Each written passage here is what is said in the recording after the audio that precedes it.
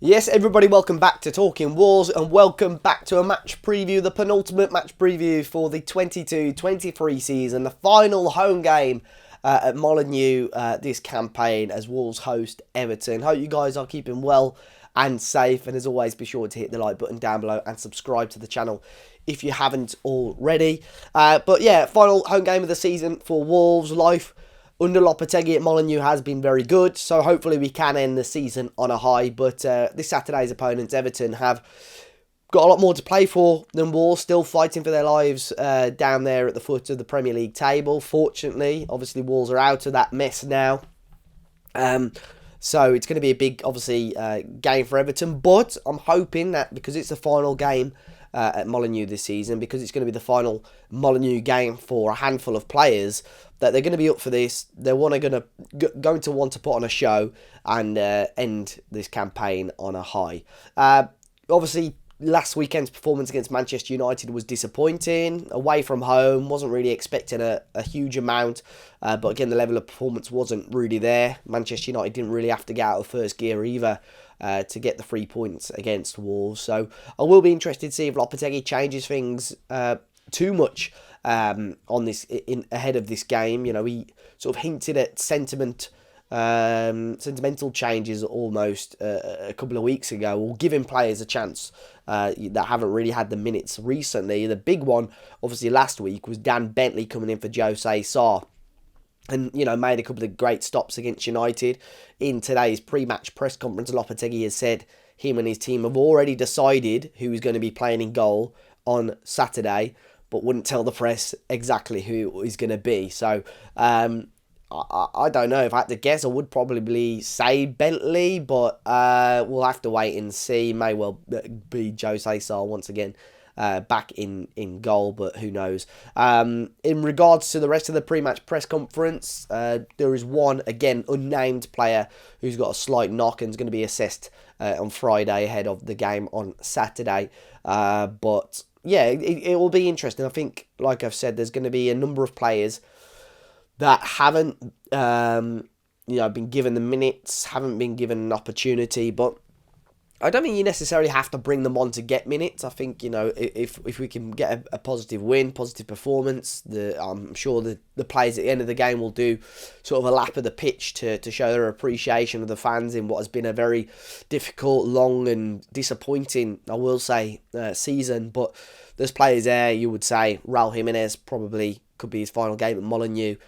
Johnny, who hasn't really got a look in, or hasn't had a look in full stop since the red card against Leeds. Daniel Podence, João Matinho, obviously a big one who's been such a massive part of for Wolves, you know, going forward from the season we were promoted. Ryan Ait-Nouri could be another player as well. So there's lots of names there, and I don't think every single one of them is going to get minutes, but we'll have to wait and see. And, you know, if we continue a strong home performance, then so be it, and it'd be great to take in a really solid end of home form into next season, because next season, you know, our home form has been great. You know, if we could continue with that in the 23-24 season, fantastic, but obviously the big improvement needs to be coming away from home if we're going to see Wolves almost take another step up to try and get into the top half, and possibly, I think it's a long shot, but possibly get into European football as well. In terms of the lineup, I think it's quite hard to say, to be completely honest. I mean, I've put the same one on the screen here that I did last week, if I'm honest. I'm not sure about the whole goalkeeper situation. I think I felt if Bentley was going to come in, I thought it was going to be before the game against Manchester United. But obviously, I've got a feeling Sarr will come back in, but I'm not 100% sure on that point. But I've gone unchanged for the rest of the team, but you could easily see Bueno or even Ait-Nouri coming at left back. I think the two centre-halves would probably stay the same. Right back, I'd assume Semedo's going to start as well. Unless João Gomez comes in, I think Neves and Lamina are obviously going to keep their place as well. The wide areas as well, I mean, I've kept with Nunes and Neto, but we could so easily see Sarabia, Hwang, Podence get starts as well. And I think Cunha and Diego Costa will probably keep their place as the front two as well. But do let me know your thoughts in the comment section in regards to lineup if you think that does need to change. But I spoke to James from the Toffee Blues earlier this week to get his thoughts on Everton and their season so far and what he thinks they're going to bring to this game at Molineux on Saturday. So then, James, thank you very much for jumping on Talking Wolves. Everton coming to Molineux this Saturday. Massive game for Everton, which I'm sure we'll talk about. Wolves, thankfully, are safe, but obviously you boys got a lot more to play for. Premier League survival still to try and achieve in the next couple of games. But from your point of view, James, this season for Everton so far, it's been, and I'm sure you wouldn't want to be in this situation, but can you give us a quick summary of, I suppose, how bad it's been this year at Goodison?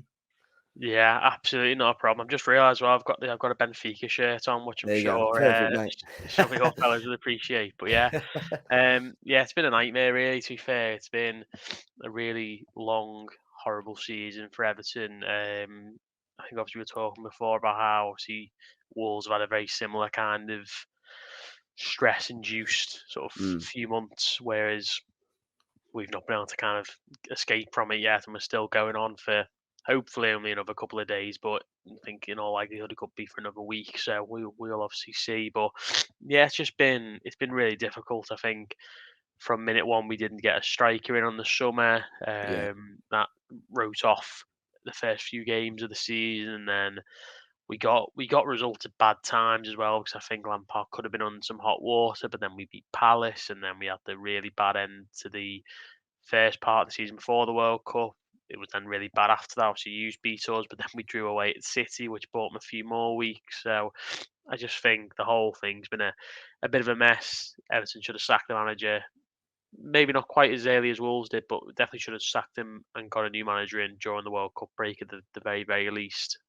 We didn't do that. Yeah, it's been a real tough season, and hopefully it's got a good ending, and then we can maybe finally put this horrible 2-year period behind us.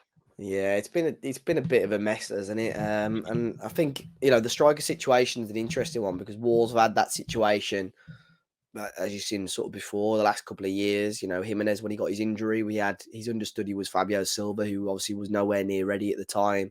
We signed Willian Jose, who just didn't take to Premier League football at all. The following season, Jimenez was sort of back, but again, still we had Fabio Silva still, and still didn't quite work out. And then this season, signing Kalajdzic, who got injured straight away, and ended up having to sign Diego Costa. So we've been in a mess with that forward line for the last few years as well. But obviously, like you've said, Lampard gone. Probably a little bit later than he should have done, and you've brought in Sean Dyche, who was always a manager that was going to be linked with every Premier League job whenever it came available. And you guys obviously jumped at getting him in. He's a manager that Wolves, from memory, have tended to struggle against. But what has he changed since he's come in at Goodison? Is there more structure? Are you seeing almost a more direct way of playing, or is that just a total myth with Sean Dyche? Yeah, I mean, I think to be fair, I think a few teams probably would have taken him now. I think Leicester would have taken him. I think Forest might have moved Cooper on and taken him. I think West Ham might have done the same. Southampton, I think, possibly could have taken him. I think loads of teams down there could have done with taking him. Leeds as well. I think most of the teams who are struggling at the minute probably wish they were able to have had him a few months before their things started going pear shaped for them. But yeah, I think he came in and everyone sort of thought he'd take sort of a 4-4-2 kind of approach to it. I think Mm, maybe sort of playing centre mids out wide, making things really solid. But to be fair, he's gone for a 4-5-1, which has made Everton much more structured in the midfield because I think the midfield when Lampard was there was just incredibly porous. All of his teams have been similar in that regard. His Derby team, his Chelsea team as well have both really struggled in the centre of the park. So that's the big change he's made. Obviously, we've had some poor defeats as well, though. It's not like we haven't conceded goals, but I just think that's the reality of it, really. I think when you go into a team who concede a lot of chances and a lot of goals, you can't change that overnight. So I think that's what's happened. We've had some good results, we've had some poor results. It's been a mixed bag, but I think in the same way Wolves have had a bit of a mixed bag as well. I think that's what happens when you bring a manager in mid-season. I think the sign of a good manager is one who gets enough wins and can Yeah. turn those draws into wins, change the draws, turn the defeats into draws, that sort of thing. So he's done well so far, and I just hope he's got a plan for the next couple of games to see us through. What do you think about him though? Obviously, I think he will stay up. But for you, sort of long term in terms of from next season onwards. Obviously, he's contracted for next season as well. Do you think he's a manager that can take Everton to the next step, or do you think it's a little bit too early to tell at the moment? Yeah, I mean, I think it's always too early to tell with Everton because even Carlo Ancelotti couldn't really do that. So it's one of them where you know I don't get too high or too low of any of these people who come in because I think Silva looked like he'd be good. Mm, Obviously Ancelotti, as I say, Lampard. I mean, you're thinking in a dream scenario he could have done something with Everton, but it just didn't quite work out that way. mm, I think with Dyches, I mean, his team at Burnley, he turned water into wine, didn't he? Really, I think after he brought them back up for the second time, they didn't go down under him. I think they probably would have stayed up last season if he was still in charge. If truth be told, that's how I felt anyway at the time. I don't know what Burnley fans think, but yeah, I mean the kip of some of the players he got, tunes out of whilst he was at Burnley mm, was really impressive. So that's what I'm kind of hoping for is that he's not going to have loads of money to spend. I think we're going to kind of tighten the reins on that a little bit and just kind of get the bare yeah. necessities.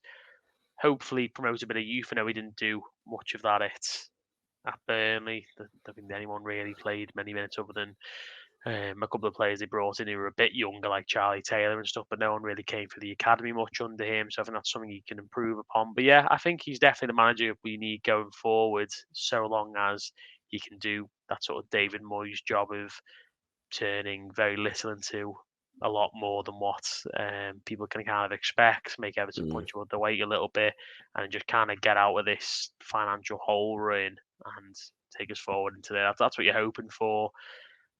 But I think it doesn't help that, obviously I'm sure Wolves for the last few weeks have been planning for next season. We can't do that yet. So mm. there's loads of factors. But yeah, as far as I'm concerned, and I think most Everton fans would agree, he's probably the right man to take us to the next step, hopefully. But say we will see. Well, since his appointment, obviously change of system back to a back four. One of the players that had been given slightly less game time is Coady. Obviously, Wolves captain was the Wolves captain, currently out on loan at Everton. I'm sure Wolves fans listening will be intrigued to hear your thoughts on him and how you see his future. Does it lie at Everton? Do you think, or would you not be surprised to see him return to Wolves in the summer? Yeah, I'd be surprised if we signed him. To be honest with you, I think he did really well the first part of the season, and he's obviously got loads of really good quality. He seems like a lovely fella. I'm sure no one would deny that. Seems like a real stand-up guy, which is nice to have. And in an ideal world, yeah, absolutely, I would sign him just because I think he's obviously got a bit of a tagline of being a bit of a cheerleader when he goes away with England or whatever. He doesn't play, but I think Southgate loves him because he's such a positive influence. He's a leader. He's got all loads of great sort of intangible qualities, which are really nice to have. I think he started his coaching badges, maybe not Mm, necessarily when he was at Everton, but I certainly saw some work he was doing last week. So, but I think the 4 million is the fee, which doesn't seem like a lot of money, but I think he's 30 now, is he, or mm, 29 going on 30? I think for that sort of age, he's in the real top percentile of players who are at that pit part of their career. So I would be quite surprised if he did. Dyche came out recently said he doesn't think he can play in a back four, which is interesting because he played in there the first game, but maybe he didn't think Yerry Mina or Michael Keane were fit enough at the time. So maybe that's why he started there. He made a couple of errors, which was unfortunate. And if a player makes a defensive error under Sean Dyche, he's probably not going to get looking for a certain period, obviously, because he loves it, doesn't he? So I don't know. I mean, I'd be interested to hear what you think, whether you think Lopetegui would take him back. I'm not sure whether Wolves would play a five or not, but yeah, mm. at this point, I'd be surprised whether Everton would sign him, if truth be told.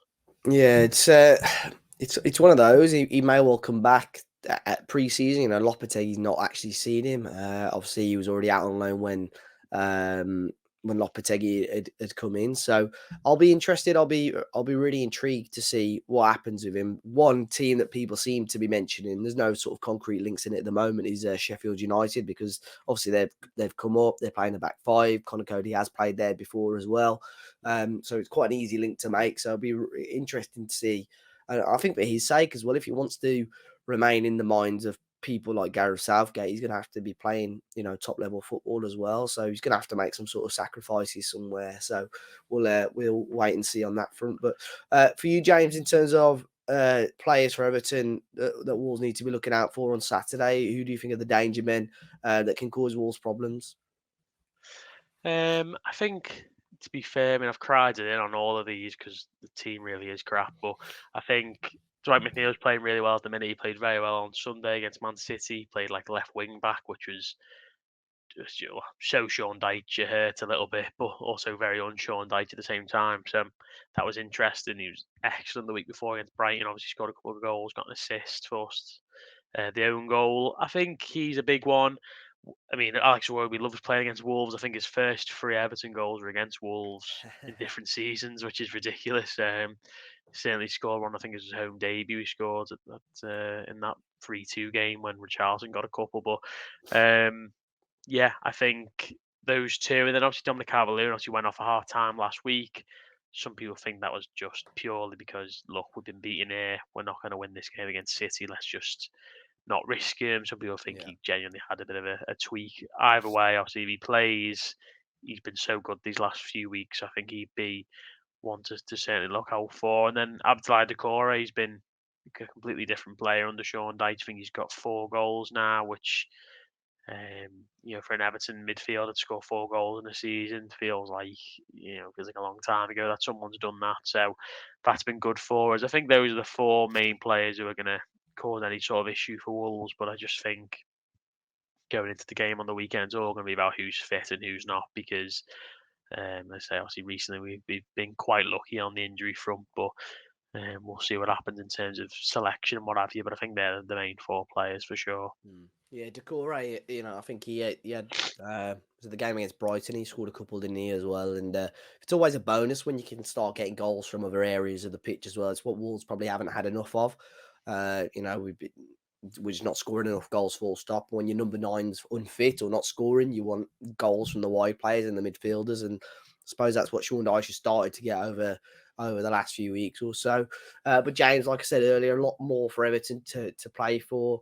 In terms of survival, you're going to need something out of this game. You would imagine, whether that be a point or 3 points. I think you'd be absolutely fine. But what's your score prediction? What you thinking going into this game?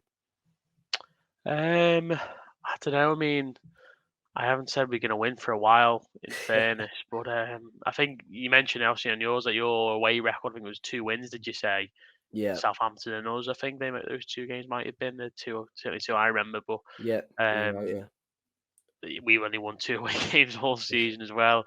Um, but I don't know. I think that there's a good feeling around Everton at the minute, and I just think this time last season we beat Leicester away 2-1 in what was a really important game. Um, and it was a game I didn't expect us to win. I don't really expect us to win on Saturday either. I don't think you've conceded in your last 4 home games or something. I yeah, think I got a good read. record. Yeah, So and our record at Molineux isn't great. I think we've won there once maybe since you've come back up. So we drew on your first game back as well, which feels like an absolute lifetime ago. I'm it sure for does. both Yeah. of us. But yeah, I think I'll go for a 2-1 Everton win because I just feel like Everton have got so much to play for. Wolves have got nothing to play for, as you say. They'll be keen. There'll be players keen there to keep in Lopetegui's mind, absolutely, and that's a whole different thing Mm. to factor in, I suppose, in terms of it's not as simple as a team like being on the beaches or whatever. Yeah, but yeah, I think that's just kind of the way I'm feeling. I'm feeling confident enough to say that I think Everton can definitely get something out of this game, and they won't want to go down to the last game against Bournemouth because our record against Bournemouth also isn't very good. So they won't want the stress of that, and obviously I think we play first out of all the other teams who are down there, which is interesting. Whether that's good or bad, I'm not sure, but I'm sure Dyche would be keen to hammer that home that it's important to get ahead of the others. So we'll see, but I think that's kind of how where I'm leaning to at the minute. Yeah, it's going to be a close game, I think. And Everton, are, like I said, probably are going to be up for it a little bit more, you would expect. But yeah, we'll have to wait and see. But James, thank you very much for jumping on Talking Wolves. Obviously, after Saturday, all the all the best of the rest of the season. I'm sure you guys should be absolutely fine. And fingers crossed, we speak to you again next season. Yes, I hope so, absolutely. And yeah, you too. Thank you very much. Cheers, mate. Thank you.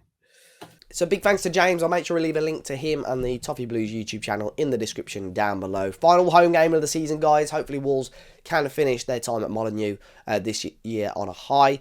Be sure to hit the like button down below. Subscribe to the channel if you are new. Enjoy the rest of your weekend, guys. And I'll see you all very, very soon.